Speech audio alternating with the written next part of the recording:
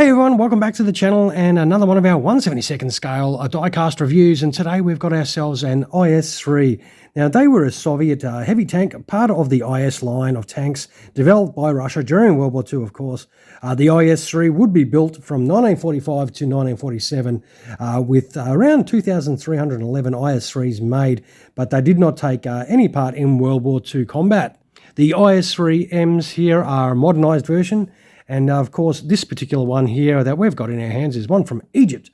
Now, in the late 50s, the Soviets started supplying IS-3s to Egypt, and by 1967, Egypt would have around 100 IS-3s in service. During the Six-Day War, the IS-3s did show their age and suffered heavily against the more modern Israeli armour and tactics. They were slow and they actually fared terribly in the desert conditions with engine breakdowns, and they could not fire while moving either due to the lack of gun stabilizers. So they were, a bit of a sitting duck because they had to sit still to shoot. But at a distance, though, that 122mm was very capable, and the thick frontal armour did offer good protection.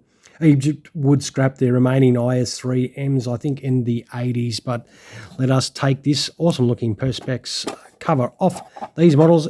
It is, of course, a DeAgostini one, and if you haven't guessed that already, this particular one is from the 21st Armoured Division from the Egyptian Army, of course, and I reckon it does look very nice. That colour scheme on it is pretty cool. It is, well, the desert sort of colour scheme here. I reckon it does look very nice. The details on it are pretty good. As I always say, these are relatively cheap when compared to other manufacturers, but the details are reasonable on them. And of course, if you're on a budget, these are really good ones to pick up if you're collecting your 1/72nd scale armour.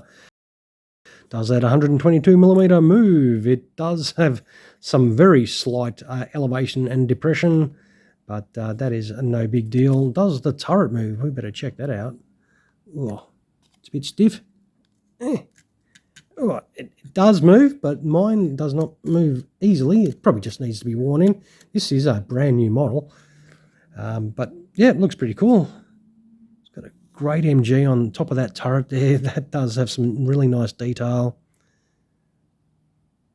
The actual paint application is pretty cool. It's got some spare tracks on that pike nose there. It's got some okay decks sort of details on there. Overall, I think this is a pretty decent rendition of this tank for sure. I reckon it comes up fantastic. Let's put it on the deck and wind this video up though. So of course, you would have seen the photos at the start. If you enjoyed this at all, throw us one of those. If you can find that little button down there somewhere, feel free to subscribe as per usual, if you have yet to do so. Once again, thank you very much for checking out this IS-3M from the Egyptian Army. I hope you enjoyed the video today. So check this out on the turntable at the end of the video, of course, and you can see this without my fingers all over it.